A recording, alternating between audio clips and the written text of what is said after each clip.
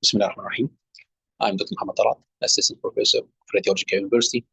Today, inshallah, we will start our important course, MRI of the prostate. Prostate cancer is a common cancer in men, being the second most diagnosed cancer worldwide. So it's a very important course. I hope you enjoy this course.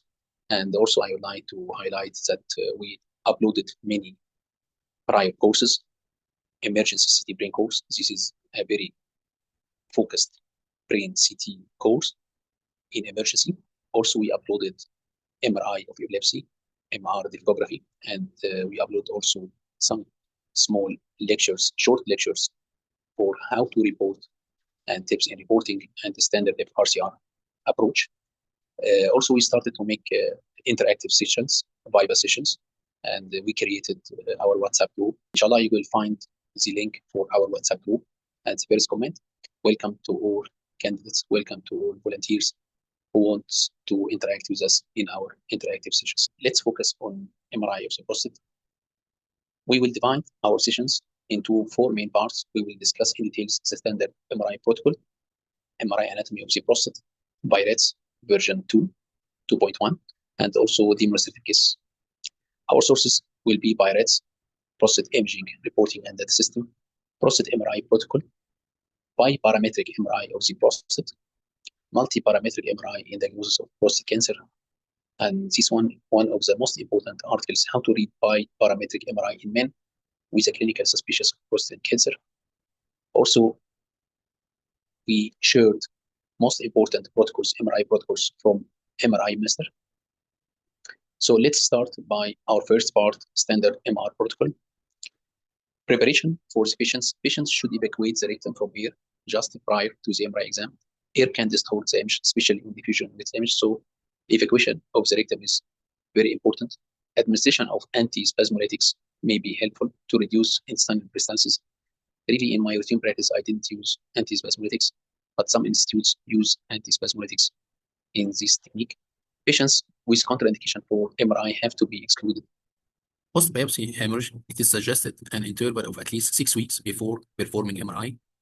For example, if we did biopsy or prostatic biopsy today, we should perform MRI study after 6 weeks. In my institute, we are using 1.5 Tesla, and it's preferred to be 3 Tesla, but 1.5, it's good. Prostate imaging at 3T benefits from higher signal to noise ratio, also increased resolution. We are using in our routine practice pelvic phased array coils. It is not mandatory to use the endorectal coil. Endorectal coil, it is recommended for staging purposes. Also, it has many drawbacks: patient discomfort, increased time and costs. Air can be used to inflate the endorectal coil balloon, but the air again can distort the diffusion with image. So some institutes can use liquids or barium to distend the balloons to prevent susceptibility artifacts. Just I want to highlight very important point here. We have 2 terms, either axial T2 of the pelvis in this way. This is the axial T2 or axial plane for the pelvis. But if we say axial T2 for the prostate, we mean that it's axial oblique for the prostate. This is the longitudinal plane for the prostate. And the axial T2 or axial oblique, it is perpendicular. It's perpendicular to the longitudinal plane of the prostate. This is the axial T2 for the prostate. And by the way, we are dividing the prostate into 3 main parts. This is the basal level, and this is the mid level, and this is the apical level. So we have here, this is the basal level, mid level, and apical level of the prostate. We will discuss this one in details in the prostate anatomy. So this is the axial T2 oblique for the prostate, axial T2 for the prostate. So we have axial T2 for the pelvis, and we have axial T2 oblique for the prostate. So our MRI protocols for the pelvis, it's axial plane T2 with image, axial to the patient, as we said before, and for the prostate, sagittal T2, axial T2 for the prostate, coronal T2 for the prostate, axial T1, and axial diffusion and ADC map, axial 3D T1 with image. This is considered as a dynamic contrast enhancement sequence, plus or minus axial delayed post-contrast T1 with image. Really, in my institutes, I use this one by the end of the exam, axial delayed post-contrast T1 image, but it's not mandatory. So again, when I say axial T2 for the prostate, I mean axial oblique for the prostate. If I say axial T2 for the pelvis, this one is axial for the patient. In T2 with image, we are using turbospin echo. It's very important to have minimum slice thickness 3 mm with no gaps.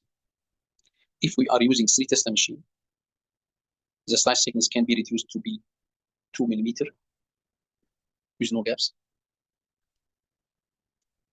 This is the coronal plane for the prostate, and this one is parallel to the longitudinal plane of the prostate. As you can see here, this is the peripheral zone displaying the bright signal intensity in T2 with image, and this is the transitional zone of the prostate. So this is a coronal T2 for the prostate. It is coronal T2 oblique. And this is the suggested parameters for the T2 and weighted diffusion with image. In our routine practice, we perform T2 with image on axial, coronal, and sagittal planes, as we discussed before. T2 with image, it's very important to depict the prostate gland zonal anatomy. As you can see here, this is the peripheral zone. And normally the peripheral zone displays high signal intensity in T2 with image. And this is very clear to see the transitional zone. Also, T2 with image, we can use this plane or the sequence to determine or to measure the prostate volume or the lesion volume, detect and localize more rapidly the lesion. The bright signal or the peripheral zone displays normally bright T2 signal. If we have prostatic cancer, it will display low signal intensity against the background of bright signal intensity of the peripheral zone. T2 with image, it's very important to assess the extracapsular extension of the disease. Also, risk stratification of the prostatic cancer. We will discuss this one in details. I would like to add one important point here. We can use 3D T2 with image for the prostate in axial plane, and this plane or this sequence, we can use this sequence in 3 Tesla machine, and 3D T2 with image in axial plane, we can reconstruct the coronal and sagittal planes from this 3D T2 acquisition. So we can take 3D T2 acquisition and we can make reconstruction or reformat this image to get the coronal and sagittal T2 with image. And this one is very important for potential radiotherapeutic purposes. As we said that T2 with image is used to measure the prostate volume, and the prostate itself, it is ellipsoid in shape, ellipsoid structure. So we can use our formula, the volume equal length times width times height times pi over 6. Pi over 6 can be replaced by 0.523.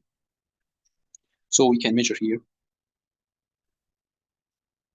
the height, and these are the 2 transverse dimensions, and multiply these 3 figures by 0.523.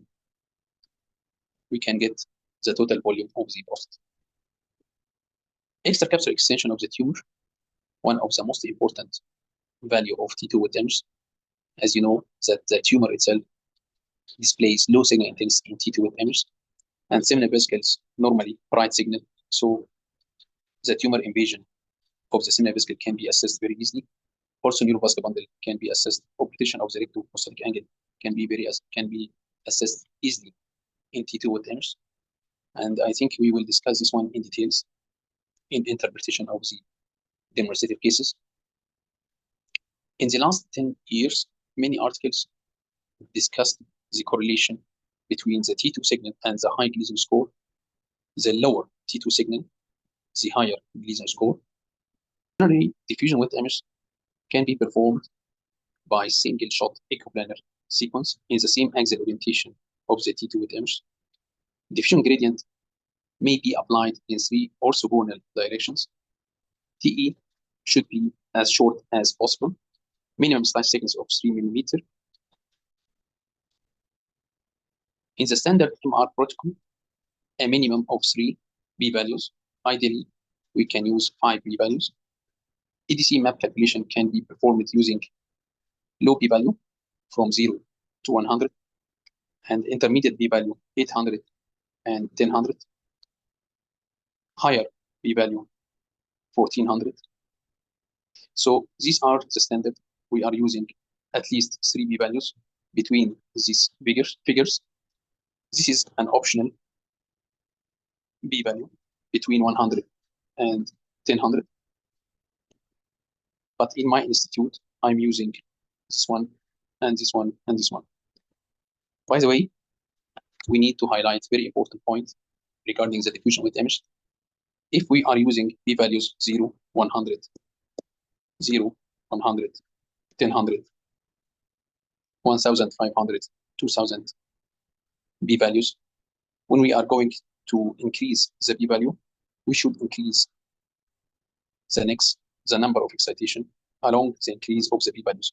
For example, if we are using 2000 p-value, the next at this area or this point should be 6 to compensate the signal to noise ratio. Again, if we are using higher p-values, the image will lose its signal to noise ratio to compensate this one and increase the signal to noise ratio and increase the resolution of the image. We should increase the number of excitation from 2 to 6 to compensate the distortion of the image. Multi-point p-value analysis increase the accuracy of the calculated ADC.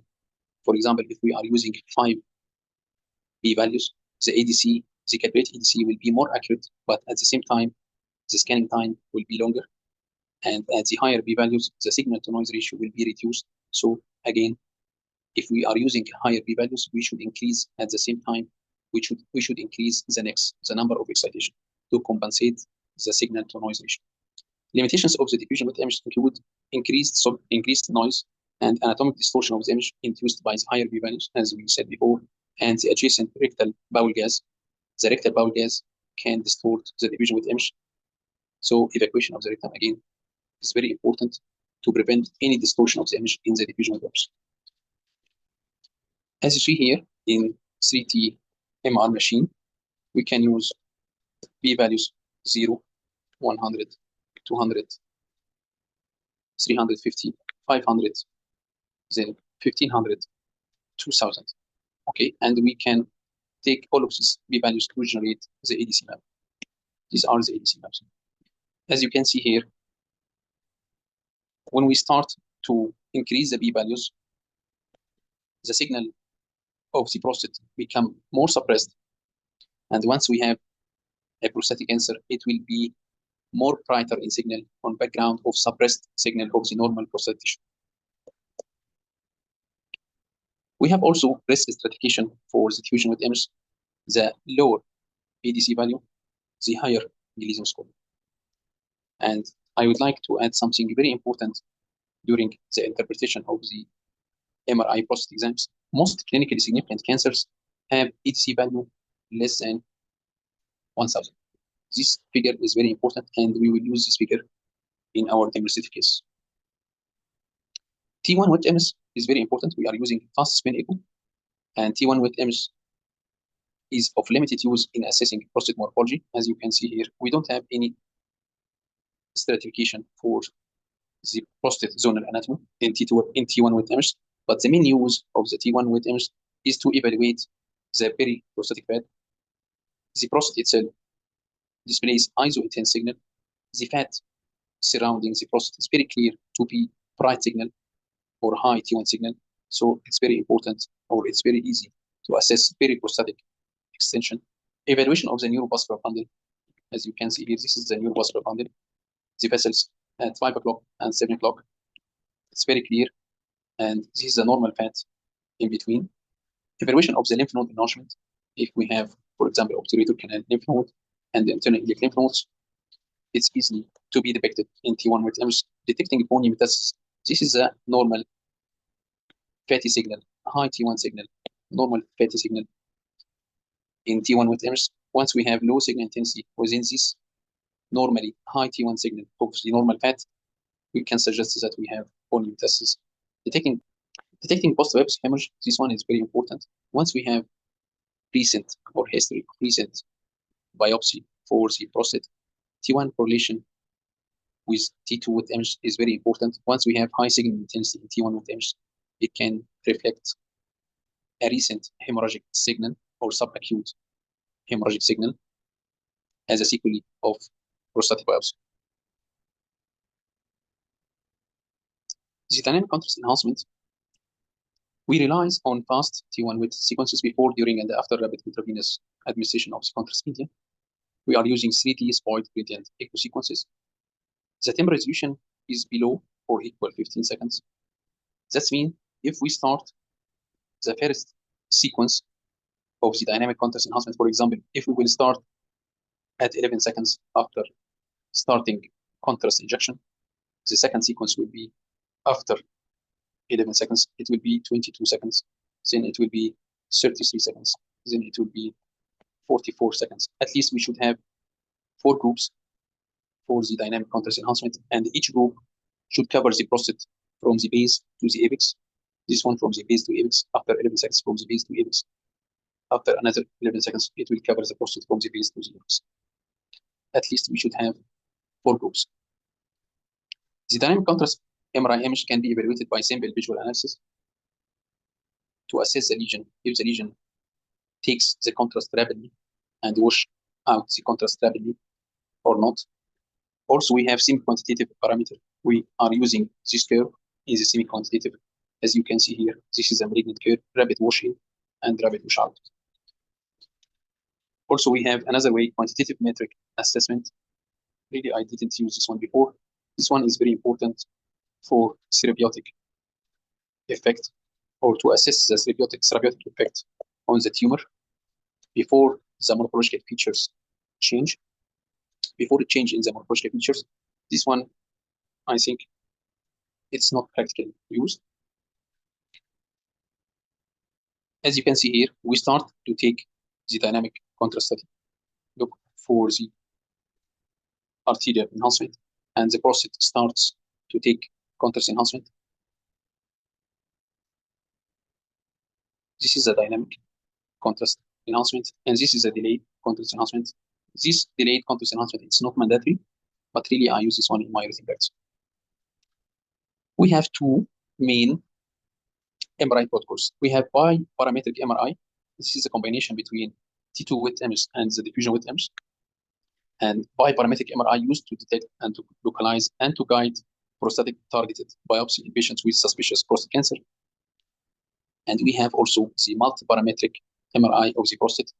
We are using this one. We are using T2 diffusion and the dynamic contrast enhancement. This is the difference. It represents the most comprehensive diagnostic approach in the multiparametric MRI of the prostate. And really, in my institute, we are using the multiparametric MRI of the prostate. Biparametric MRI overcomes some limitations of the multiparametric MRI, such as the cost, the time. For sure, the multiparametric, it will take more time, longer time to perform the study. Also, we are using contrast enhancement or contrast agent to perform the multiparametric study. So multiparametric study has some limitations, and the biparametric MRI overcomes these limitations. Multiparametric MRI overcomes some limitations of the biparametric MRI. Multiparametric MRI interpretation is based on the pi rates. So pi rates, the standard pi rates depend on the multiparametric MRI, not on the biparametric MRI. Recent articles reported that the addition of the diffusion width image and the dynamic contrast enhancement imaging to the T2 improves the accuracy of the preoperative detection of the extracapsular extension. So the dynamic contrast enhancement can help you to determine the extracapsular extension as well. Also, if we have an equivocal lesion, this score 3 lesion, we will discuss this one in details in interpretation of the MRI prostate. If we have score 3 and we need to make a judge for this score 3 lesion, contrast enhancement study or dynamic contrast enhancement study can help you to judge this lesion. So the multiparametric study is very important in this situation. Really, in my routine practice, I'm using the multiparametric MRI study, T2, diffusion, and dynamic contrast enhancement. Unless we have some points, we are using the biparametric MRI in some indications, either PSA below 10, no family history of prostatic cancer, colon cancer, or pancreatic cancer for the patient. And also the digital rectal examination of the patient revealed enlarged prostate with no nodules if the patient had prior biopsy, prior negative biopsy. So in these indications, also if we have any renal impairment for the patient, so in these situations we can use biparametric MRI, not multi-parametric MRI study. So mainly the biparametric MRI can be used as a screening tool, but if we need to assess a prostatic lesion, we should use multi-parametric MRI study based on the birads. I hope you enjoyed our first part in the MRI of the prostate. I know that it is full of many written data, and I think the next, inshallah, sessions, it will be more interesting to report the cases and to know how to report MRI of the prostate. Thank you so much. And if you have any comments, I'm happy to read your comments for this video. Thank you.